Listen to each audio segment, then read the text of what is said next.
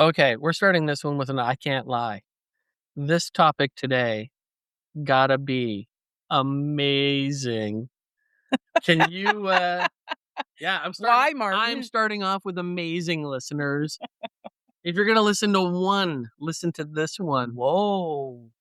It's number 6 of the Feisty Manifesto. Yeah. And it is I disrupt with purpose. Mm. I'm not here to maintain comfort. I am here to build cultures of courage, equity, and truth. Mic drop? No. I was gonna say, is that all? No, but Can you say that again? No, really, honestly, can you actually say it again? Because it was such a powerful sentence. I really want to hear it again. so I disrupt with purpose. I am not here to maintain comfort. I'm here to build cultures of courage, equity, and truth. I mean, yeah, can I tell you the story of why this is in the manifesto? Yeah, please. So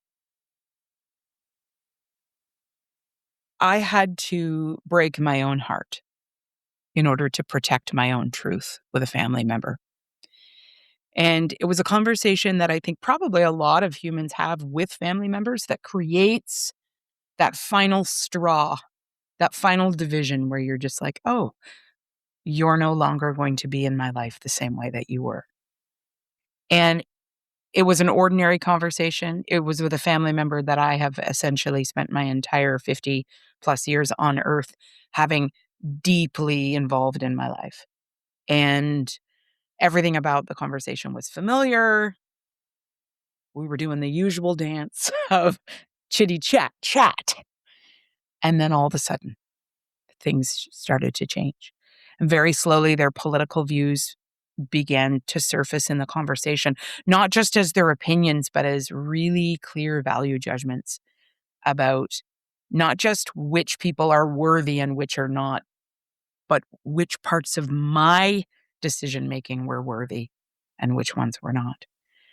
And it turned so personal so quickly that I actually recognize in hindsight, it was almost like an amygdala hijack for them. Because it was like we were just and then all of a sudden somebody flipped a switch and this person who I love dearly just began making just incredibly bold claims. And unfortunately for them, they chose to attack my parenting. And in addition to attacking my parenting style, they chose to make bold claims about whether my children in particular were worthy, due to the fact that from their perspective, my children were presenting in a way that was unacceptable to them in the world. And my children are adults. And they were adults when this conversation happened. This is actually fairly recent. It's only in the last few years. They questioned my choices as a parent. They questioned my values. And then they literally started to dig at the worth of my children, who are also their relatives. It was stunning. And I remember my heart just cracked wide open. And I just told them calmly and clearly that I was always going to choose love for both my children and for my choices every time. That I was just not going to cast judgment on, yes, my children, but also on them for having this kind of hardline belief that I had created an environment where my children were a disappointment to them and that somehow that was my fault. I just was shocked at the level of cruelty that they were capable of. And I asked them to stop multiple times, and they doubled down. And I started to cry. And their reaction to my tears was that they said that my tears proved to them that I was weak and that I was deficient in values, that I was an incapable parent. And they said that their words were the truth and that my pain was irrelevant. And I was just, I,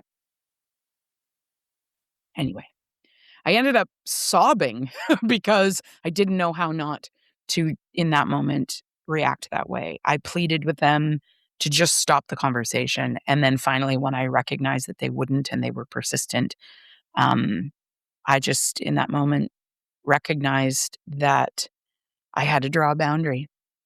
And so I just stood up and I said to them, I don't think you understand the harm behind the words you're saying.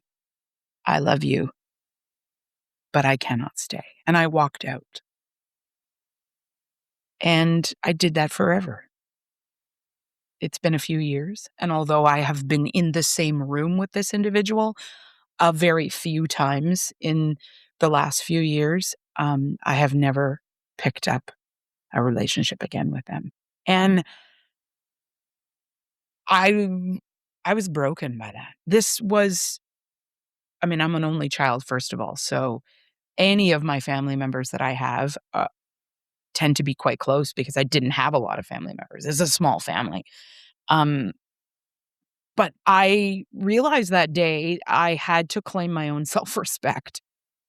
And also I had to not spend too much more time thinking about what motivated them in that moment because I don't recall ever making the decision to disrupt their life and to make everything for them so awful. But apparently, my choices, and I chuckle now, it's not funny. It's incredibly painful.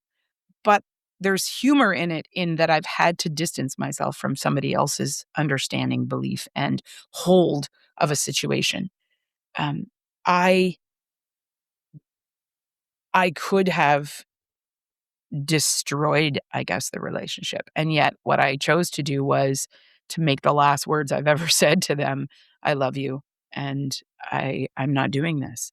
And I didn't stay. I didn't continue to spin. Um I used my moment and their moment and I just purposely walked out. And I didn't think that experience would inform my decision to talk about disruption and doing it on purpose. But I realized that purposeful disruption is about protecting your dignity, rejecting harm, not just for you, but for others, and breaking often patterns that either you or others have maintained. So this could be generational patterns, it could be organizational patterns, and literally kind of staking a claim and saying, I refuse to let, someone's rightness or righteousness is sometimes the word they use, be so destructive of me, but also of potentially others. And so, I think as a leader, I learned that day that walking away from situations, um, oftentimes is about disrupting with purpose. It's about having boundaries and recognizing that, there was some way in my sobbing and emotion that I could still regulate myself enough, cling to the emotional intelligence of like, this is not going to get better and there's nothing I can do. And then courageously to just leave it and walk away. And I've found since then so many situations that I find myself in where I cannot believe how many people don't want to talk about the truth. Even in projects, we want to create rhetoric about the work that makes us feel good, that is partially true. And I recognize, like, no, as hard as that day was with this family member, what happened was the truth came out. Obviously, they had been hiding their underlying beliefs from me for an extremely long time. And I had been lulled into the suspicion or the belief that we had some sort of genuine connection, when in fact, no, they weren't honest with me. And they hadn't been honest with me for the 25, 26 years of me raising my children. And as much as it doesn't it doesn't matter what they thought, whether they're right, wrong. That wasn't what happened that day. What happened that day was I wanted to kind of continue to just accept that in those moments, the truth is the best thing, even when it hurts so bad. And that the truth And the most bravest thing that we can do sometimes is to just boundary ourselves, recognize that solving a problem, it's not the call every time. It's not, there was nothing to solve. There was simply a boundary to be set and then a walking away. And for me, I realize there's a lot of times where I have, as a leader, abandoned myself in order to keep comfort in the room. And I actually have really struggled to not martyr myself a lot of the time in business situations, in projects, in leadership. And that martyrdom bit is, if I look at it now, was the underlying choice that that family member has made toward me for most of those years, because they have not been honest with me. It's not like the day that I gave birth to my children, they said, "Now, I'm a little afraid you're going to do this and this and this, and this, I don't agree with this." Had they done that, maybe we would have been able to collaborate and work together to help. Perhaps even my parenting style would have had some influence, in a not negative, aggressive way, just but they didn't. They sucked it up and they basically lied to me for 26 years. And that created this gap where then finally, when it all needed to come out for them, um, I I don't believe that disruption. I mean, it certainly had a purpose for me, but for them, I don't know. I mean, maybe they just felt like they had to get it off their chest finally. And I'm like, I don't wanna live 26 years believing something so deeply and then never saying it out loud.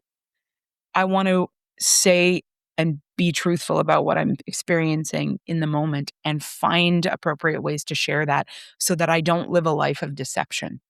And also that I take responsibility for my beliefs and recognize that, I used to know way more. I'm like, I cannot believe the older I get, the less knowledge and certainty I possess. And I'm, middle-aged. I got quite a bit of living yet to do, and I can only imagine how many things are just gonna fall away yet in what I think I know. Um, but I wanna do that diplomatically and democratically, and for me, that means I need to disrupt with purpose. So that experience, that story, they disrupted, yes. I was disrupted, yes. And what I came away from all of it was this idea that I don't wanna just be comfortable, and I don't wanna find myself creating spaces that are comfortable, because I think we'll miss we'll miss what's really going on. And you know what? Like, I'm very open to hearing that some of what they would have had to have said could have been helpful for me as a parent. But it's too late by then. It was too destructive. It was too painful. And also, I think, what did that do to them to hold on to all of that viciousness for all those years? Um, I mean, in some ways, I guess it's good they got it out. It certainly took a toll on me. And I'm not trying to continue to punish them by not being in relationship. I just know for me, I've really had to boundary myself because I recognize that, like, part of honoring others and honoring others' differences is also we're not for everyone. And even though we're, relatives, it doesn't mean that everything's hunky dory and we need to share the same space all the time and have this, mutual shared love and respect. That can be really hard. There's a lot of corrupt, I would say inappropriate, dastardly conduct that goes on in families. And everyone's like, oh, but we're family. No, no. We need to be boundaried. We need to have lines. And at the same time, as a leader, I want to walk into rooms and where I think by the look on people's faces, where I think things aren't being said that need to be said, I want to disrupt those conversations. But I want to do it with purpose, not to destroy and harm, but to say, hey, I'm having a feeling that maybe there's something that isn't being said. I use this toy elephant often. I carry it with me. And sometimes in the middle of a meeting, I'll just take the toy elephant out of my bag and just put it on the table and wait for the people in the room and the conversation to start to look at the elephant. And then it dawns on them, oh, what is the elephant in the room? Because I do think there's elephants in our rooms. And disrupting with purpose is a really important way, I think, for us to show up as professionals and as leaders. And I think for me, as a feisty way forward, I want to not be afraid of the disruption, and also knowing that the solutions do not always create, peace is attainable. No, sometimes peace isn't attainable in every situation, and that's okay too. It's a journey we're on here, right? Um, and the interesting thing is that I have zero guilt about the family member situation. It's funny, other people in my family are upset with me about it. I get sort of the, oh, you need to go and see them and you should. And I'm like, I don't. I really don't. I feel very clear and clean. I feel that I held my ground there. Um, I have nothing but love for them, but I just simply cannot go there and I won't engage it. I didn't walk out that day with anger. I was hurt, yes, but I wasn't angry. I was sad, and I chose love. I chose love for the situation they were being critical of. I chose love for them. I chose love for me. And to me, how does that correlate in a business environment? It's what are we doing with purpose in these tough situations? And I've got a few projects that are really wearing on me right now, to the point where I'm not sleeping well at night. And I think, well, are we dealing with the truth? Is the truth actually what is making me not sleep well at night? Or is it, um, are we just working really hard to create some version of the truth? And I think the second is true. And that's why I don't sleep well at night. So I want to be a disruptor, but I want to do that. And I want to walk into rooms and think, okay, what in this room right now is going to be most truthful and what's going to be most equitable? If we don't all see the same way, okay, um, nor should we. But how can we share differences of opinion? How can we foster collaboration in spite of that? And also, how can we be boundary to not destroy each other? There's a lot of business meetings I'm in where people say some horrible things about other humans. They use terms like "you're always like this." Have you ever heard that, Martin? Hmm. Like, let's just roll back the tape. When you say to someone, "You always do this," you always, there's almost never a moment where that's actually the truth. So why do we use that kind of vernacular? Because we're upset. It's triggering something in us. And so we use that language because somehow to put or cast all the blame on the other person makes us feel something slightly less on our end. But what's the truth? What's the truth? So disrupting with purpose. And I think it takes boldness, it takes boundary conversations. And for me, it's taken, um, finding myself able to draw boundaries and draw lines that I never thought possible. And not to look back and feel guilt about them, just to recognize that in these situations, sometimes being that disruptor or shutting down that disruptor, and having a boundary around it is really conscious. It's about being honest and, yeah, honoring space and truth. Well, I want to say thank you for sharing that. I recall our next conversation after that incident happened. Yeah. It was pretty powerful. And I'm just going to point out just a couple things you said, um, just to highlight. You'd mentioned comfort and courage is never comfortable. Not in my experience. No, I almost believe it can't be. Hmm. Courage, if courage is defined as running towards the threat or running towards that which is on Hmm. fire, Right. Right. then it's always going to have a moment of trepidation in there because you're moving towards something like that. Hmm. But I really loved what you said around patterns, because a Hmm. disruption really is about patterns. There was a pattern. There was a pattern that was going on. Hmm. It wasn't an honest pattern. No. And lots of families have family secret Dishonest patterns. patterns. Yeah. Yeah. John Bradshaw had some really great work years ago on family patterns that don't come from honesty. Yeah. They don't come from putting the thing out there. Mhm. And it's okay that, and I mean this in any situation, it's okay that we disagree. Mhm. How we disagree matters. Mhm. And the amount of judgment, fear, and harm that came your way, Mhm.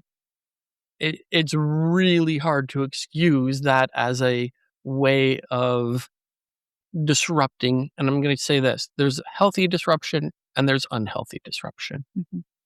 And I think this really was a great space for you to see the difference Mhm. because you experienced unhealthy disruption and replied with a healthy new pattern. Which surprised even myself in the moment, I have to say, because I had every ability to push back and to scream back and to yell and to like I there was no question in my mind that I could have flipped the script on that whole thing and destroyed that other individual. And a more novice Amber, a younger version of me, would have would have done that. Why? Because this is also a normal human experience. When we are being beaten up on, verbally attacked, it is appropriate to want to defend ourselves. There's nothing inappropriate about that. It's just simply that I think I had come to a stage and an age where I just immediately began to feel differently about it. I think too, and not to get too focused on the love piece, because this situation that prompted me to get here in a professional sense was a personal experience. It was not a professional environment. This was a very close personal family member, and it is a love thing. And I think sometimes we don't think about love as being reflected in a professional environment because we've been told that it doesn't exist there. But I think there's a lot of truths that cross pollinate personal and professional lives. I just simply wanted to be wrong as long as I was wrong by loving too much. Right? Like I was like, if loving is wrong, then I don't want to be right. I think in that moment, that was just what I wanted to do. And I say that I'm maybe that sounds like I'm trying to elevate myself. I don't know where that came from because I'm a hater just like the next person. Like I have every ability to tear stuff down and be disruptive and to really hurt. And I have. I've got a long swath of destruction in my, rearview mirror. As a professional and as a family member, I've certainly caused a lot of harm and damage. At the same time, in my journey of self-awareness and growing to understand the effect I have on others, in that situation, I just saw very clearly that no, I would love what I was asking for them to extend to me and to my parenting style and to my children was unconditional love and the belief that every human is worthy because their existence is their worth. And this family member couldn't go there with me. And it's funny because that it just makes you think, well, then fine, I won't love you. But I realized, no, no, no. If I'm gonna believe what I'm saying, that also means that I have to extend that love in this situation. I have to walk the talk. And I think as it relates to my business life, my professional career, how am I walking the talk? When I say I want equity in a project team meeting, I actually have to create a space that courageously allows for equity. What does that mean? It means I don't get to decide whose voice is most valuable, and I cannot presume it's mine. Equity in those spaces means creating an environment for all of those voices to share and disrupting others to do the same. And that purposefully means we are showing up in rooms where we are shifting the culture. We are saying, I'm sorry, just because you're paid more or because you have more authority does not mean that all of your ideas have more merit. It doesn't mean they don't, but we don't presume they do. So let's talk equitably with each other and share. And I'm in a lot of meetings where this isn't the case. And oftentimes I'm on the lowest rung of the equity ladder for others. And I think part of that is because I want to disrupt on purpose. I want us to think creatively and consciously about how to create that equity and think of what changing culture means in light of, and I'm going to say it, in light of loving people, in extending unconditional positive regard to each other, and doing it with purpose because it does matter, because we're not machines, we are humans. I love what you just said there, which is, I want to disrupt on purpose. Mhm. And I think back to how many culture changes. The suffragette movement Hmm. was a disrupt on purpose. Right. The burning of bras was a disrupt on purpose. Mhm. There's a lot of power and a lot of change that can come from disrupt on purpose. Mhm. I want to thank you today for sharing the story. And I do want to invite you and our listeners. What do you want to disrupt on purpose Absolutely. next? Thanks, Martin.